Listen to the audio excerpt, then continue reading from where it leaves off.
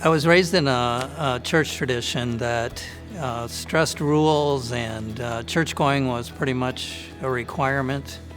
My family and I went to church every Sunday. When I graduated from high school, I attended The Ohio State University. That's for all you college football fans.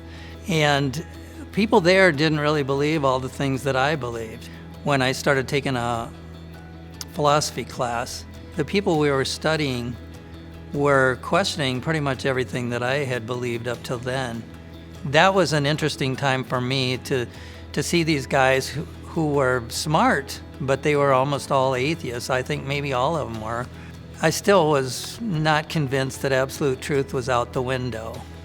But I had to admit it would be kind of convenient if that were true, because then you wouldn't have any rules to hold you back. You could pretty much do whatever you want. I continued going to church, and even when I was drafted into the Army, was sent to Korea for 14 months, I was still going to church on my own, but I was not living a life of a person of faith. I was in church, but then the rest of the time I did whatever I wanted.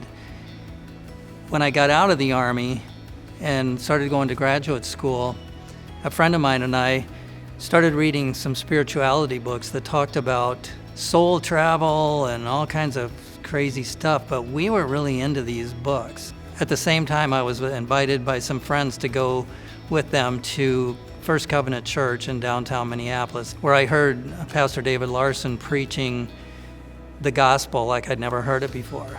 I had heard all about rules and, a God that I was sort of afraid of, but this was very different to me.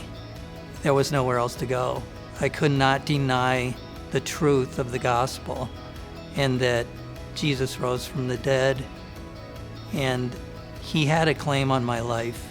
And I could believe the Bible, I could believe Jesus, and that these were absolutes, that this absolute truth was the real thing. Once I was convinced and knew that Jesus was Lord, it was a switch. I didn't go back. I could see the futility of the atheist way of thinking. It was just nonsense to me now.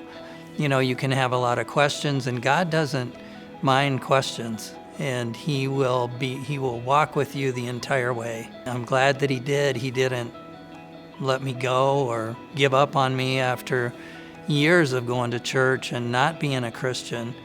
He kept providing more ways for me to learn about the truth of who He really is, the real absolute truth, not just facts about God, but learning to know the true God in a more personal way than I ever had before.